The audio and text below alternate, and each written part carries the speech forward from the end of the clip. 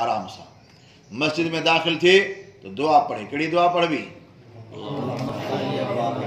अल्लाहुम्मा फ़्तह ली अब्वाब रहमतिक। मस्जिद अदब जी जाइ आहे। मस्जिद में हरकत न कबी आहे। मस्जिद में विड़बो न आहे। मस्जिद में हरकत कंदो अल्लाह से नाराज़ थींदो। वरी मस्जिद खां ॿाहिरि निकिरे कहिड़ी दुआ पढ़ंदो? अल्लाहुम्मा इन्नी असअलुका मिन फ़ज़लिका व रहमतिक। ऐं कोशिशि कयो जॾहिं निमाज़ थिए, निमाज़ खां बाद में जॾहिं दुआ थी वञे, पहिरीं वॾा निकिरनि पोइ तव्हां नंढा निकिरो ॿाहिरि। पहिरीं वॾनि खे मौक़ो ॾियो त वॾा शागिर्द या वॾा जमायती जेके आहिनि उहे निकिरी वञनि, पोइ तव्हां नंढा आहिस्ते आहिस्ते निकिरो। अदब सिखो। चवंदा न बा अदब बा नसीब, बेअदब बेनसीब। जेको अदब कंदो अलाह हुनखे वॾो हिसो ॾींदो, बेअदब थींदो उनजे लाइ को बि हिसो कोन्हे।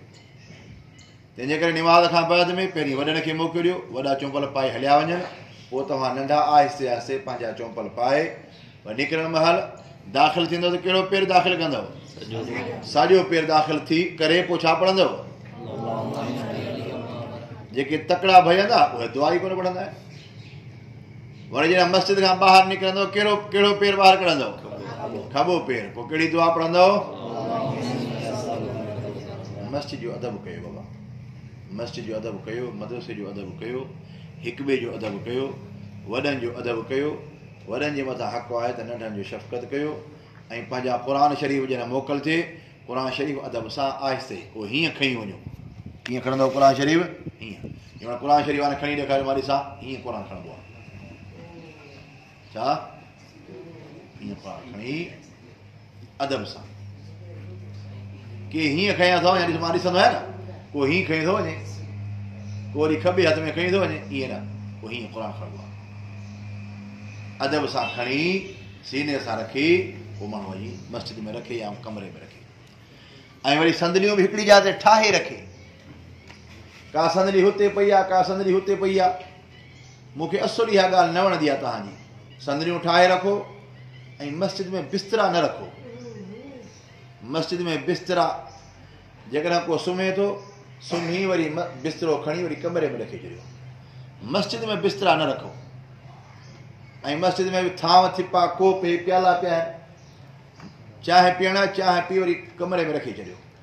मस्जिद में क़ुर शरीफ़, फरासियूं ऐं संदलीअ खां सवाइ ॿी का शइ न हुजे। ॻाल्हि सम्झो था? मस्जिद में क़ुर शरीफ़, संदली ऐं फरासीअ खां सवाइ ॿी का शइ न हुजे।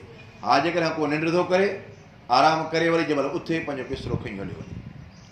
तव्हां खां त वण हाफ़िज़ उबैदुल्लाह भलो आहे, पंहिंजी रिली खणी ईंदो आहे, राति जो वरी सुबुह जो रिली खणी हलियो थो वञे। आहे कोन्हे? राति जो हिते अची सुम्हे थो, वरी त रिली रखे इन जे मथां स्कूटर जे मथां, वरी उन ते चढ़ियो त मियां साईं जे गोदड़ी वांगुरु खणी हलियो थो वञे।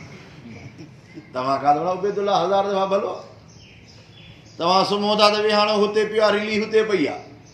ईअं न कयो। सुहिणे नमूने सां पढ़ंदव, अल्लाह ताला तव्हांखे कामयाबु। ॻाल्हि सम्झ अचे थी भाउ?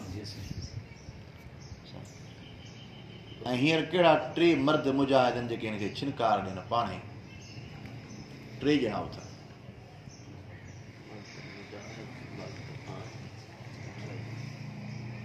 हलो तव्हां 3 ॼणा मदरसे खे छिनकार